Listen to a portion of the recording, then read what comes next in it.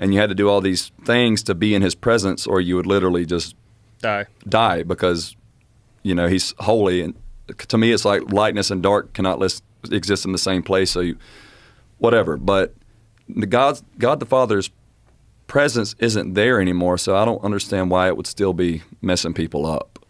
Well, we don't know what they were writing down, right? Yeah. The problem with all ancient religious texts, let's assuming there was real events. Mm-hmm. The problem is a lot of these things were told as an oral tradition for 100, 500, 1,000 years before they're ever even written down.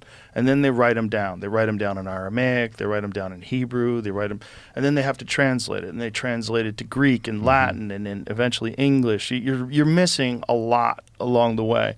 When I read these things, when I read the Bible, or if I read the Book of Enoch or any of these ancient texts, I'm always trying to say, okay, what were they trying to document? Mm-hmm. Like, what was the original event? Like, what actually happened?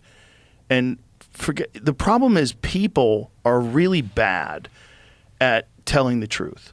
Like, human beings, when they see something fantastic, they always add their own little flavor to it. People add their own little thing to it. If they are of a certain belief, they're going to attach that belief to whatever this thing was.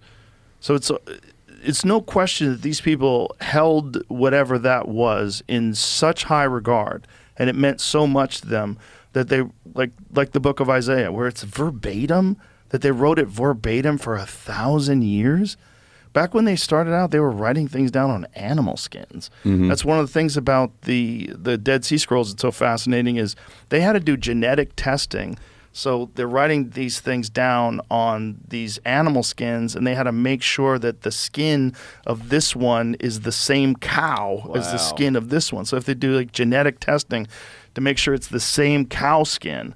So, okay, we got all the skin from this cow, and it's in this group of text, so start decoding it. That's an interesting way of doing it. That's wild. Yeah. It's wild. I would have never thought of that. And like Wes Huff said, how they used to write things, like they'd leave stuff out back then because it wasn't required back then. They would just write down the basics. I watched that Wes Huff thing, and that was very interesting.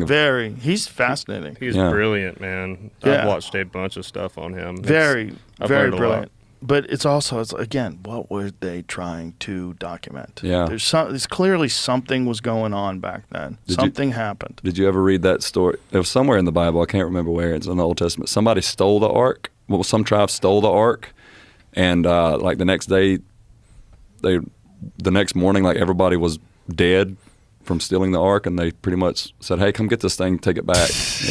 Yeah, we don't want it. We're good.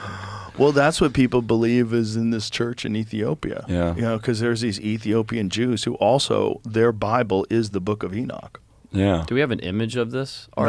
No, you can't see it. Nobody can get. I say, send in the SEALs. We need to fucking SEAL Team 6. Find out what the fuck is in there, bro. Put these guys in hazmat suits and let's get to the bottom of this. If the U.S. knows you got it, it's going to be ours. Well, you would imagine. We're going to take it. I would or like they to might see not know at all. Well, what would happen with remote viewers if remote viewing is real? Get remote viewers in a room.